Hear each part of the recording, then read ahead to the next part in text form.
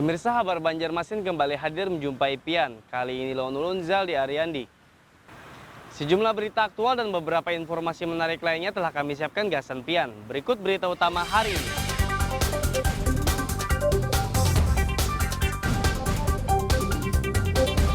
Patroli malam tahun baru, petugas tes usap antigen warga yang kedapatan berkerumun.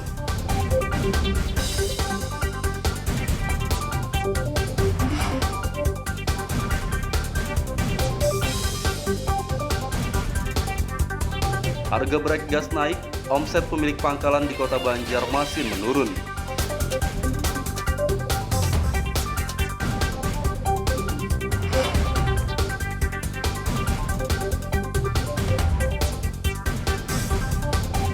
Dampak penutupan jalur Hauling Tapin, anak dan istri sopir menangis karena tidak bisa makan berhari-hari.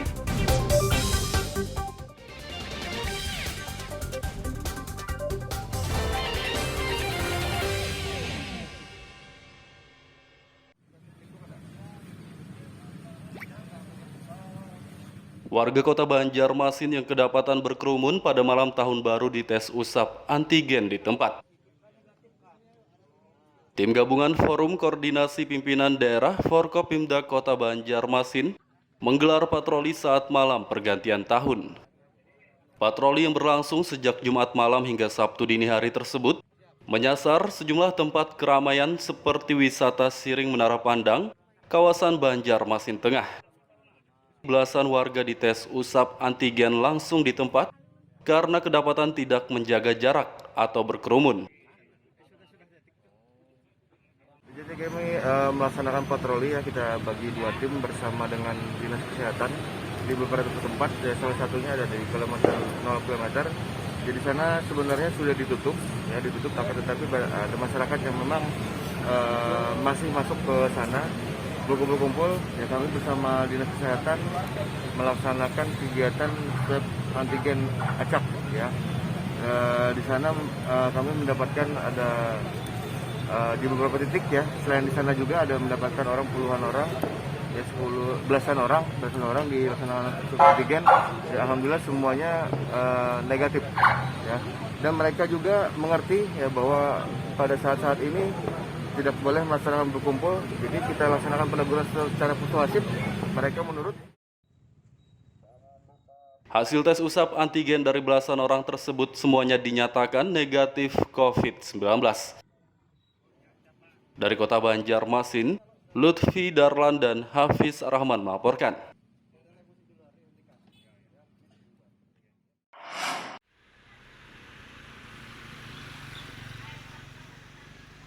LPG brek gas dinaikkan oleh Pertamina sejak 25 Desember 2021 lalu.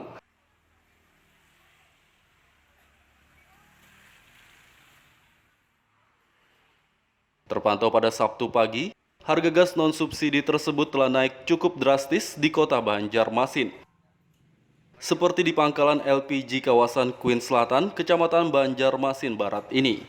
Sebelumnya harga brek gas 5,5 kg hanya Rp66.000 per tabung, kini Rp78.000 per tabungnya. Sedangkan untuk 12 kg yang harganya semula Rp145.000, kini mencapai Rp168.000 per tabung. Per tahu juga lah. Cuma waktu itu pada naik itu aja. Oh, sebelumnya ada pemberitahuan sudah naik lah. Ada juga waktu COVID ya pagi itu bahwa ada kenaikan. Jadi berapa enam? Kami kan biasa pesan kalau jadi Madani dari akhirnya itu ada kenaikan. Itu berapa pesannya gitu aja. Nah, untuk beli gas untuk 5 kilo 5,5 ini harganya berapa sebelumnya, Cel? Sebelumnya 66.000. Sekarang dengan kenaikannya? Ada kenaikan nih 78. Untuk yang 12 kilo, Cel? Untuk Sebelumnya?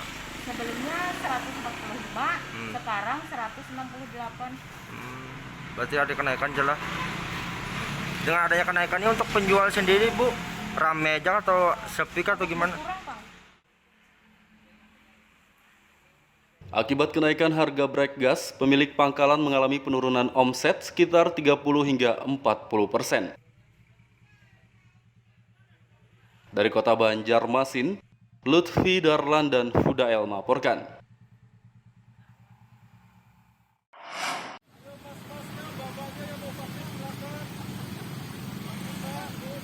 Beragam cara dilakukan untuk menarik minat masyarakat mengikuti vaksinasi COVID-19.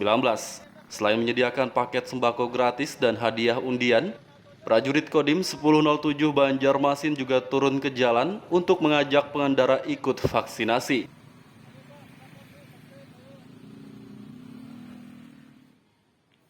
Ajakan itu mereka laksanakan di kawasan Es Parman, Banjarmasin Tengah pada akhir pekan lalu. Pengendara yang melintas di kawasan tersebut diajak untuk mengikuti vaksinasi dosis pertama maupun kedua yang digelar di halaman Makodim 1007 Banjarmasin. Ajakan vaksinasi ini ternyata cukup membuahkan hasil. Beberapa pengendara berminat mengikutinya. Awalnya saya mau berangkat ke rumah teman. Saya melihat ada vaksinasi di Kodim yang sini, jadi saya sekalian aja vaksinasi. Kenapa jadi tertarik Bang? Karena saya belum vaksin yang kedua.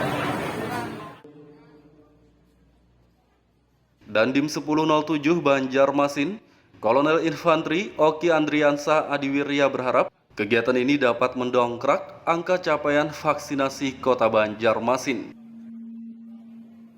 Targetnya insya Allah dari capaian sekarang saja mungkin sudah di atas 500, mungkin kisaran 600-700, insya Allah sampai sore hari nanti bisa tercapai. Jenis vaksinnya apa? Sinovac, ya jenis vaksinnya Sinovac, kemudian pelayanannya untuk baik untuk suntikan pertama maupun kedua. Alhamdulillah capaian bahwa Banjarmasin sudah 76%, bahkan 76,80 pagi ini. Kemudian Kalsel juga kemarin sore, alhamdulillah kita sudah melewati limit, sudah di atas 70%. Tapi jangan sampai membuat kita justru kendor, kita lemah. Momentum ini terus kita laksanakan. Di momentum akhir tahun ini justru kita lebih giat lagi untuk melaksanakan pelayanan vaksin. Capaian vaksinasi di Kota Banjarmasin hingga Jumat 31 Desember 2021 lalu 76,80%. Dari Kota Banjarmasin, Lutfi Darlan dan Fahrulani melaporkan.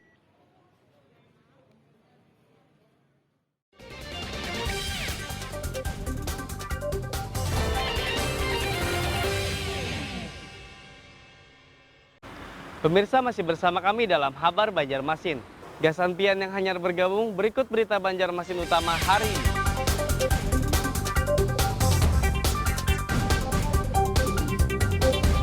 Patroli malam tahun baru, petugas tes usap antigen warga yang kedapatan berkerumun.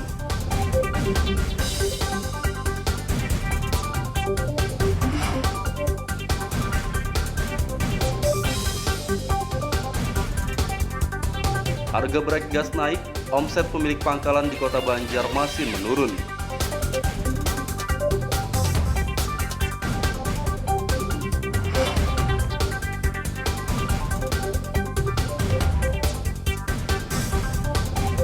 Dampak penutupan jalur Hauling Tapin, anak dan istri sopir menangis karena tidak bisa makan berhari-hari.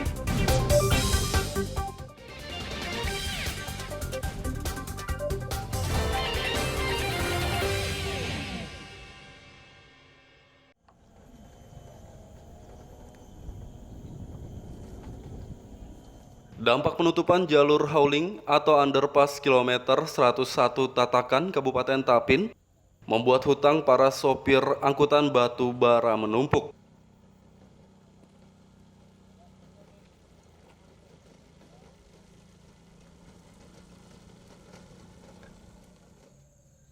Sejak jalur ditutup pada 27 November 2021 lalu, ribuan sopir angkutan tambang batu bara dan pekerja tongkang menganggur. Sudah lebih dari 1 bulan tak bisa bekerja, para sopir tak mampu membayar uang sewa rumah dan hutang mereka juga menumpuk di warung. Mereka memilih bertahan di base camp atau rumah tinggal sementara di sekitar area pertambangan karena tidak memiliki ongkos untuk pulang. Ada beberapa orang teman di sini juga banyak yang utang. Sampai ada satu tadi baru pulang juga karena nggak bisa bayar utang, mungkin pulang ke orang tua dengan caranya seperti apa nanti supaya nanti bisa membayar utang-utangnya di warung. Terus harapan pian apa nih Pak? Kalau harapan saya sih gimana caranya supaya cepat itu bisa terbuka lah, supaya teman-teman semua juga bisa bekerja dengan baik. Para sopir angkutan batu bara di Kabupaten Tapin berharap jalur hauling kilometer 101 segera dibuka agar mereka dapat bekerja kembali. Berdasarkan data dari Asosiasi Sopir, ada sekitar 2.400 sopir truk angkutan batu bara di Kabupaten Tapin yang menganggur akibat penutupan jalur hauling tersebut. Dari Kabupaten Tapin, Lutfi Darlan dan Aryadi Sukma melaporkan. Penutupan jalur hauling kilometer 101 Tatakan Tapin tidak hanya berdampak terhadap para sopir angkutan tambang batu bara dan pekerja tongkang saja. Anak dan istri sopir juga ikut terdampak, bahkan mereka menangis kelaparan karena tidak bisa makan berhari-hari. Tangisan Yola tidak terbendung lagi saat menceritakan kesulitan ekonomi yang dialami keluarganya. Istri dari salah satu sopir angkutan batu bara ini mengaku ia bersama 2 anaknya tidak makan selama berhari-hari karena tidak ada lagi persediaan. Bahkan 3 hari belakangan kondisinya tengah sakit-sakitan, namun tidak mampu membeli obat lantaran tidak ada uang serupiah pun yang dipegang. Menurutnya sudah lebih dari sebulan suaminya tidak bekerja sehingga tidak ada pendapatan sama sekali. Sakitnya udah 3 hari ini. Cuman kami nggak ada apa-apa nih. Sudah lama sudah. Karena apa itu Bu? Jadi nggak ada apa-apanya itu. Ya, karena jalan ditutup ini Pak. Nggak bisa kerja bapaknya. Jadi kami kayak ini keadaannya jadinya. Masih ke kami semua anak-anak. Kan udah lebih sebulan Pak nggak kerja. Sudah sebulan. Tabungan Maka nggak hari punya. Senin tuh anak-anak sekolah. Kayak apa sama anak-anak, kayak apa kami makan. Beras aja nggak ada, sejumput aja nggak ada tadi sisa ini. Sejumlah tetangga Yola yang mengetahui kesulitan yang dialaminya ikut menangis karena merasa prihatin. Mereka pun berinisiatif memberi bantuan sembako. Dari Kabupaten Tapin, Lutfi Darlan dan Aryadi Sukma melaporkan.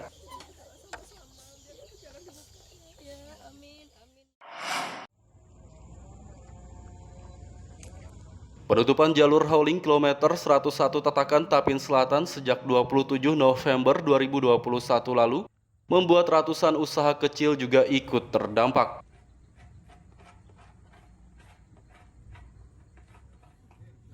Salah satunya seperti penambal ban bernama Muklis yang membuka usahanya di jalur tersebut. Sudah lebih dari sebulan, pria berusia 58 tahun ini tidak mendapat penghasilan dari menambal ban karena tidak ada satupun pelanggan. Ayah 4 orang anak ini pun terpaksa membuat alat perangkap ikan untuk dijual agar bisa memenuhi keperluan sehari-hari keluarganya. Dalam sehari ia mampu membuat sekitar 50 alat perangkap ikan dari bambu dan jala kecil itu. Tiap satu alat tangkap ikan tersebut dihargai Rp1.000 dan dijual kepada pedagang peralatan pancing. Namun menurut Muklis, hasil dari berjualan alat tangkap ikan itu hanya cukup untuk makan saja. Sedangkan uang sewa rumah dan tempat tambal ban yang totalnya mencapai Rp1.200.000 tidak bisa dibayar. Ada lagi penghasilan yang kau dia ambil untuk bayar kontrakan. Terus untuk aktivitas yang ini Pak, yang bikin perangkap ikan ini mencukupi lah? Kalau ini ya kadang-kadang mencukupi, tergantung orang menukarnya. Karena hari ini tadi hari Jumat kita bisa boleh seharian, besok hanya dijajakan ke tempat-tempat orang yang memerlukan. Itu pun kalau ada yang beli. Kalau ada yang beli. Harapan pian sebagai warga di sini apa? Ya kalau harapan tuh mudah-mudahan dari pihak TCT bisa kembali menormalkan angkutan di PT AGM supaya kita beraktivitas biasa kan ya. Berarti selama ini tergantung hidup di jalan holding ini Pak? Cuma ini aja penghasilan kerjaan di luar kan ada lagi dah. Selain penambal ban, usaha lainnya seperti warung-warung kecil juga terdampak penutupan jalur hauling kilometer 101 Tatakan Tapin Selatan. Tak sedikit dari mereka yang terpaksa memakan dagangannya sendiri untuk kebutuhan sehari-hari. Aktivitas di warung ini ya sepi Pak, prihatin. Apa yang kita punya ya kita jual untuk sekedar makan, mempertahankan, ya mudah-mudahan harapannya bisa jalan seperti yang dulu lagi. Para pelaku usaha kecil tersebut berharap jalur hauling kilometer 101 Tatakan Tapin Selatan segera dibuka agar pendapatan mereka kembali normal. Dari Kabupaten Tapin, Lutfi Darlan dan Aryadi Sukma melaporkan.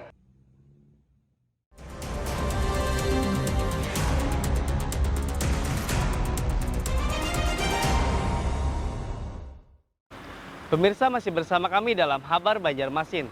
Gasan pian yang hanyar bergabung, berikut berita Banjarmasin utama hari ini. Wanita tewas dimutilasi, pengungkapan sindikat narkoba jaringan lapas, dan penggerebekan perusahaan jasa penagih pinjaman online merupakan kasus yang menonjol di Kalimantan Selatan selama tahun 2021.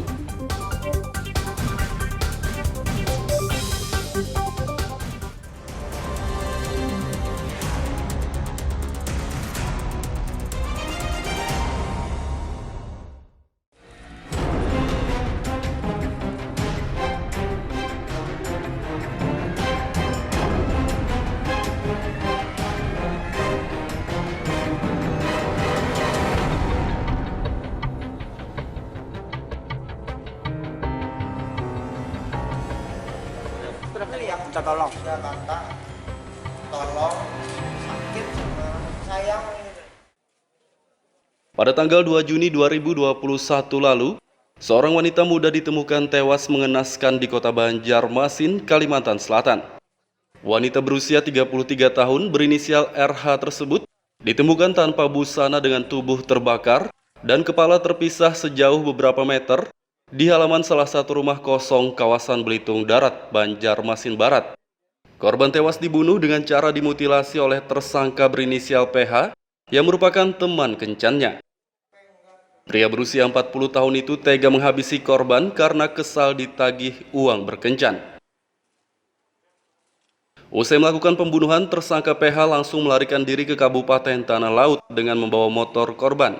Namun berhasil dibekuk polisi kurang dari 24 jam. Kayaknya tersangka ini sengaja mengulangi barang bukti, ya, baju dan celana dan pakaian, makanya ditelanjangkan, termasuk darah itu dilap-lap di tubuh korban itu dan pakainya di bawah.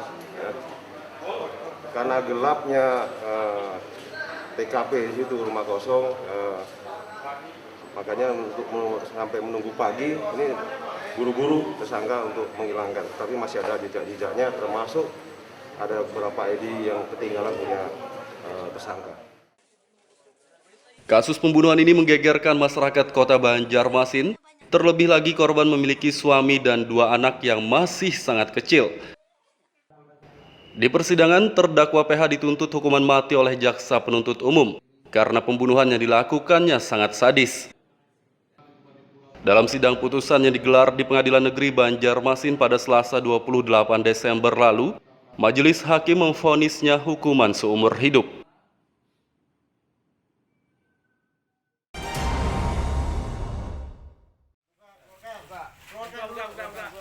Kasus kriminal menonjol lainnya yang terjadi di Kalimantan Selatan selama tahun 2021 adalah pengungkapan sindikat narkoba jaringan lapas. Sindikat narkoba jaringan Lembaga Pemasyarakatan atau Lapas Karangintan Martapura Kabupaten Banjar tersebut berhasil diungkap oleh Badan Narkotika Nasional BNN Provinsi Kalsel pada awal November lalu, bermula dari penangkapan seorang tersangka kurir berinisial MZ. MZ ditangkap di Desa Anjir, Serapat, Kabupaten Barito Kuala pada 20 Oktober dengan barang bukti sabu-sabu seberat 4,1 kg. Barang haram yang dibungkus dengan kemasan teh Cina itu dipasok dari Pontianak, Kalimantan Barat. Dari keterangan MZ, petugas BNN Kalsel kembali menangkap tersangka kedua berinisial RO di Martapura, Kabupaten Banjar. Kemudian tersangka ketiga berinisial MN yang merupakan napi lapas Karangintan Martapura, Kabupaten Banjar. Tersangka MN bertugas merekrut kurir dan mengatur pengiriman sabu-sabu dari Pontianak, Kalimantan Barat. Berhasil mengungkap satu sindikat peredaran narkotika jenis sabu di Kalimantan Selatan. Nah, ini jaringan antar provinsi. Jaringan antar provinsi Kalimantan Barat dan Kalimantan Selatan. Untuk hal ini bisa terungkap, ya, kami menggunakan intelligent analysis, ya, analisa intelijen. Kemudian kami kembangkan dengan penyelidikan di lapangan. Kami membutuhkan beberapa hari tentunya, bahkan bulan untuk bisa mengungkap jaringan. Pihak BNN Kalsel menduga para tersangka narkoba jaringan lapas ini terhubung dengan sindikat jaringan internasional yakni Malaysia. Petugas BNN Kalsel juga masih memburu tersangka pemasok atau pengirim sabu-sabu dari Pontianak yang identitasnya sudah dikantongi.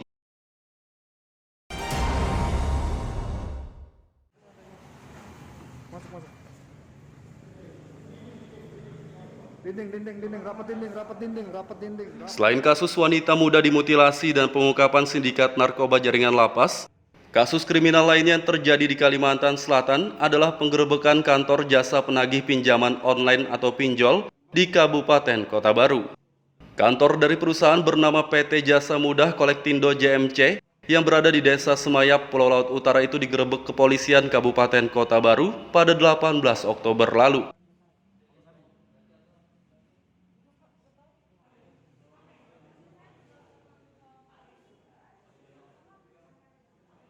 Perusahaan yang bekerja sama dengan perusahaan pinjol itu digerebek karena cara yang digunakan oleh karyawannya dalam menagih hutang melanggar hukum, seperti melakukan intimidasi dan mengancam menyebarkan informasi pribadi peminjam. Dalam penggerebekan ini, polisi menyegel kantor PT JMC dan menggiring puluhan karyawannya serta menyita sejumlah barang bukti. Ada sedikit ancaman, kemudian ada mentransfer atau memberitahu atau mendistribusikan atau mentransmisikan data pribadi peminjam kepada orang lain tanpa izin daripada orang tersebut yang berhak. Hampir 40 orang lebih kita sudah melakukan pemeriksaan, diantaranya karyawan atau pekerja dari PT. Selain menggiring puluhan karyawan PT JMC, polisi juga memeriksa satu orang warga negara asing WNA asal Cina yang menjabat sebagai konsultan di perusahaan tersebut. WNA berinisial SM itu ditetapkan sebagai tersangka bersama dua orang lainnya yang bertindak sebagai pemimpin di PT JMC. Penetapan ketiganya sebagai tersangka berlangsung di Mapolda Kalsel pada 28 Oktober 2021 lalu. Sedangkan 35 karyawan yang bertindak sebagai operator penagih pinjaman dan sempat digiring petugas ke Mapolres Kota Baru hanya ditetapkan sebagai saksi.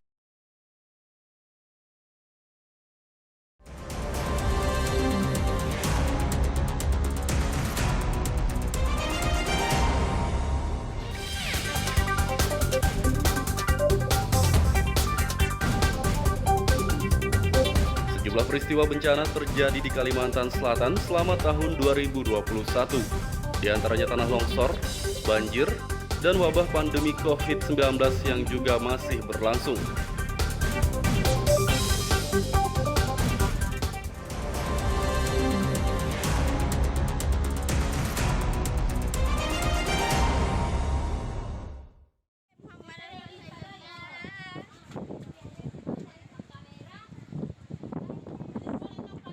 Pada 29 November 2021 lalu, bencana tanah longsor terjadi di Desa Maradapan, Kecamatan Pulau Sembilan, Kabupaten Kota Baru.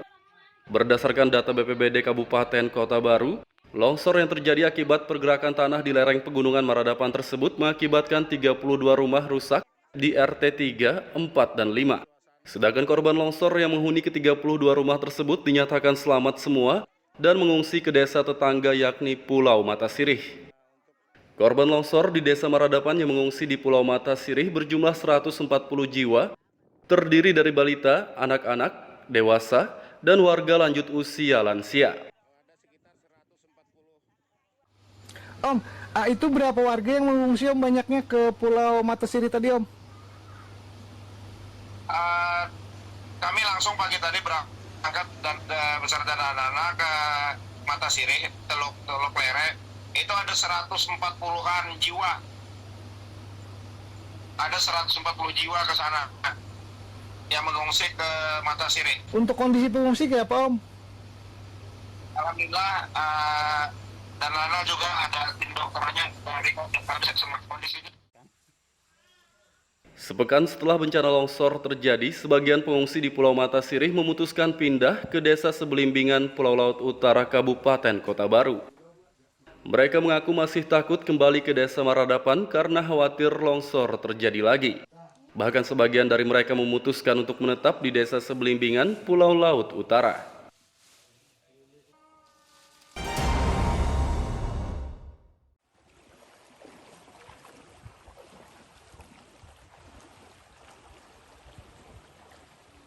Bencana lainnya di Kalimantan Selatan pada tahun 2021 adalah banjir rob yang melanda sejumlah desa di Kabupaten Banjar. Banjir rob atau banjir akibat meluapnya air sungai mulai merendam sejumlah desa di Kecamatan Astambul, Kabupaten Banjar pada tanggal 29 November lalu. Banjir kemudian turun ke sejumlah desa di kecamatan lainnya yang berada di dataran lebih rendah. Bertepatan dengan curah hujan tinggi, debit air banjir yang merendam beberapa kecamatan di Kabupaten Banjar pun meningkat. Warga yang rumahnya terdampak banjir sempat mengungsi ke rumah kerabat mereka. Berdasarkan data Badan Penanggulangan Bencana Daerah BPBD Kabupaten Banjar, ada sekitar 3.000 rumah yang terdampak banjir di 8 kecamatan. Nah, berdasarkan pendataan kami dari tanggal 1 sampai 18 Desember ini, total rumah yang terdampak itu 3.000-an rumah yang terdampak.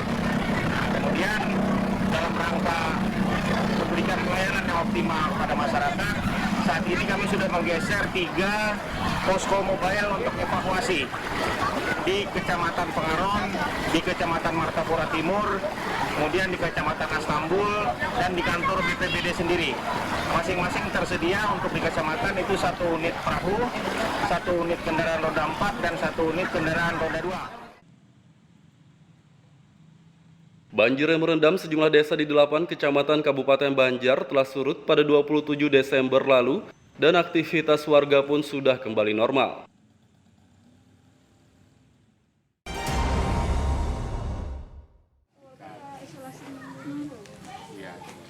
Selain tanah longsor dan banjir, peristiwa lainnya yang terjadi di Kalsel adalah bencana non-alam COVID-19 yang masih berlangsung hingga kini.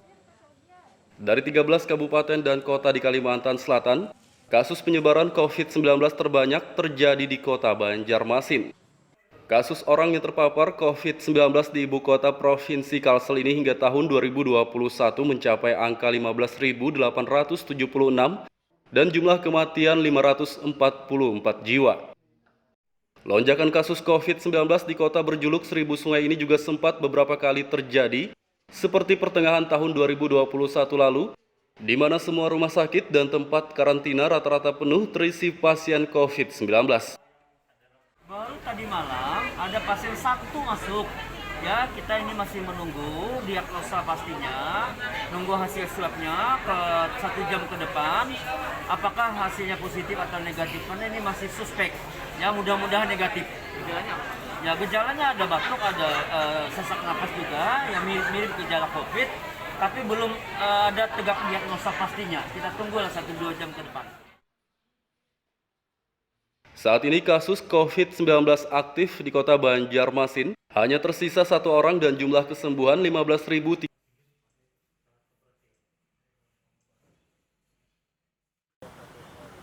Pemirsa, informasi tadi sekaligus menutup perjumpaan kita kali ini. Ulun Zaldi Ariandi, lawan buan redaksi mengucapkan selamat beraktivitas, sampai jumpa.